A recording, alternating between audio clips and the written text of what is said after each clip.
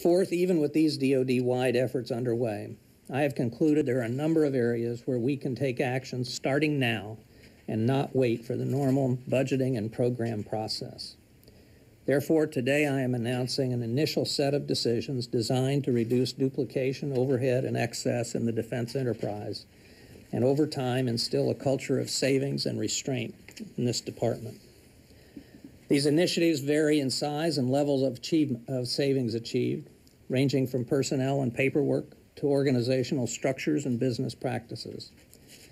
They represent an initial step of a comprehensive department-wide efficiency and savings campaign that will be incorporated more fully into the FY12 budget request. I'll summarize them briefly and take some of your questions. Copies of this, so y'all don't get writer's cramp, copies of this statement will be available at the end of the session, and General Cartwright, Christine Fox, and Bob Hale will brief in more detail and answer further questions. So to the initiatives.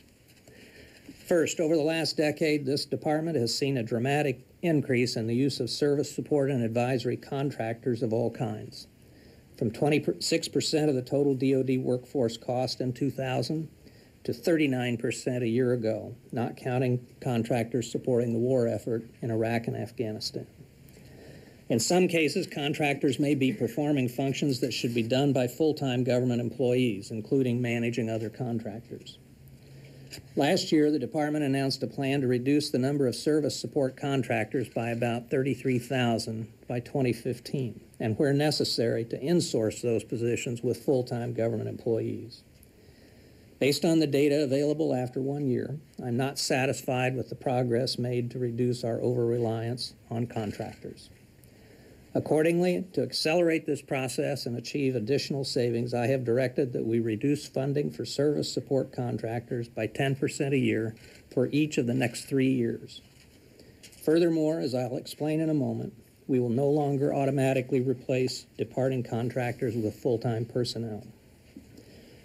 Second, and directly related to contractors, is the issue of the dramatic growth in size and expense in the Office of the Secretary of Defense, the defense agencies, and the combatant command staffs.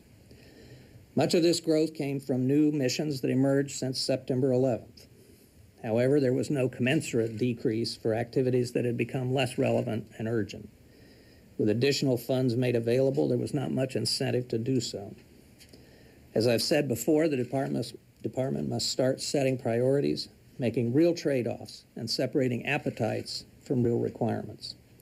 Constraining the personnel available is one way to force this painful but necessary process to take place. Therefore, I'm directing a freeze on the number of OSD, defense agency, and combatant command positions at the FY10 levels for the next 3 years. With regard to insourcing, other than changes planned for FY10, no more full-time positions in these organizations will be created after this fiscal year to replace contractors. Some exceptions can be made for critical areas such as the acquisition workforce. These measures are just the first step of a comprehensive rebaselining of OSD, defense agency, and combatant command staffing and organizations. We will conduct a clean sheet review to determine what our people should be doing, where, and at what level of rank, in keeping with the department's most critical priorities. I expect the results of this effort by November 15th of this year. Third, the proliferation of new staff and more layers of bureaucracy is a natural consequence of the substantial increase in the most senior leadership. General and flag officers, career senior executives, and political appointees requiring Senate confirmation. Over the past decade, the department has added to what was already a high historical baseline for senior personnel. For example, since September 2001, the number of general and flag officers has grown by more than 100, including now 40 four-star positions.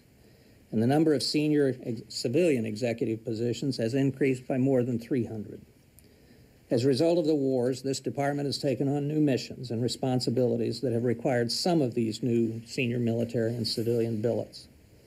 But apart from meeting these genuine war-related needs, we have also seen an acceleration of what Senator John Glenn more than 20 years ago called brass creep, a situation where personnel of higher and higher rank are assigned to do things that could reasonably be handled by personnel of lower rank. In some cases, this creep is fueled by the desire to increase bureaucratic clout or prestige of a particular service, function, or region, rather than reflecting the scope and duties of the job itself. And in a post-9/11 era, when more and more responsibility, including decisions with strategic consequences, is being exercised by more junior officers in theater, the Defense Department continues to maintain a top-heavy hierarchy that more reflects 20th century protocols than 21st century realities. For example, unlike most other commands, 4-star service component headquarters remain in Europe long after the end of the Cold War and long after the vast majority of their fighting forces have departed. We need to create a system of fewer, flatter, and more agile and responsive structures where reductions in rank at the top create a virtuous cascading downward and outward. In addition to the number of senior positions, there is also the question of their allocation and whether our distribution of rank by geography or function reflects the missions and realities our military faces today. Therefore, I am directing a freeze at FY10 levels on the number of civilian senior executive, general and flag officer, and PAS positions. Furthermore, a senior task force will assess the number and location of senior positions, be they of old or new vintage, as well as the overhead and accoutrements that go with them. I expect the results of this effort by November 1st. At a minimum, I expect this effort to recommend cutting at least 50 general and flag officer positions and 150 senior civilian executive positions over the next 2 years.